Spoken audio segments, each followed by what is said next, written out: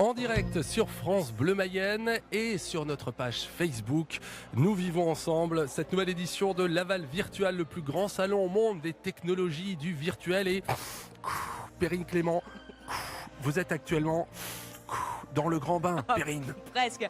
À vrai dire, j'en sors il y a quelques minutes.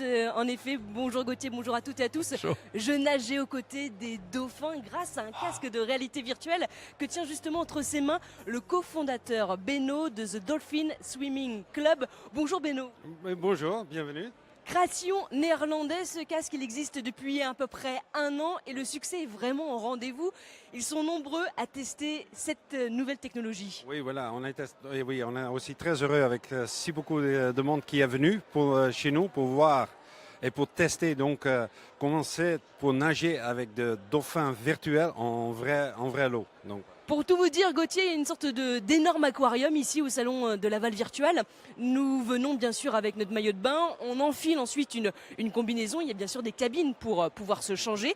Et puis ensuite, après, on pose ce fameux casque de réalité virtuelle sur notre nez et on nage aux côtés bien sûr d'un professionnel, un nageur, lui aussi virtuel, et bien sûr des dauphins. Alors c'est vrai qu'il y a un côté ludique à le faire, ce qui plaît vraiment aussi au public, aux professionnels.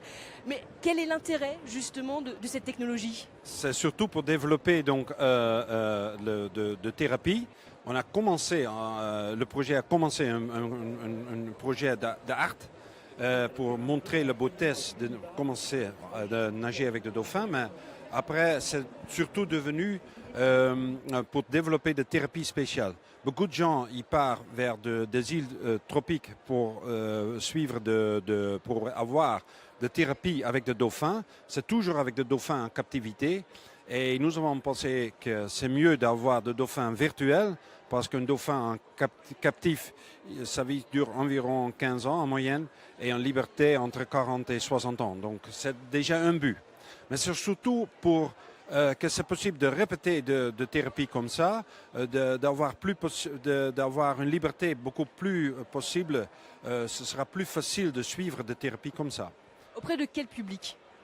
C'est pour des gens qui souffrent par exemple d'autisme ou de Down syndrome, pour vraiment ouvrir leur monde, pour donner des expériences supplémentaires.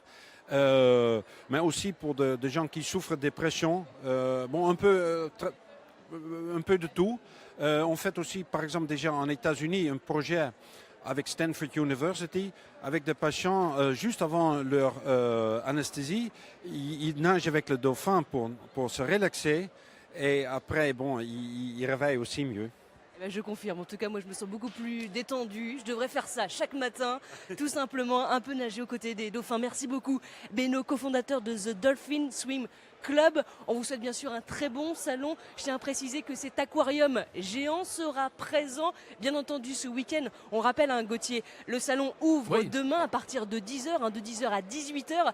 Un conseil, venez le plus tôt possible puisque la queue sera immense. C'est de nombreuses personnes bien sûr attendent cette opportunité, pouvoir tout simplement nager aux côtés des dauphins grâce à un casque de réalité virtuelle. Prochain point sur notre Facebook Live, sur la page de France Bleu Mayenne, c'est dans 1 heure.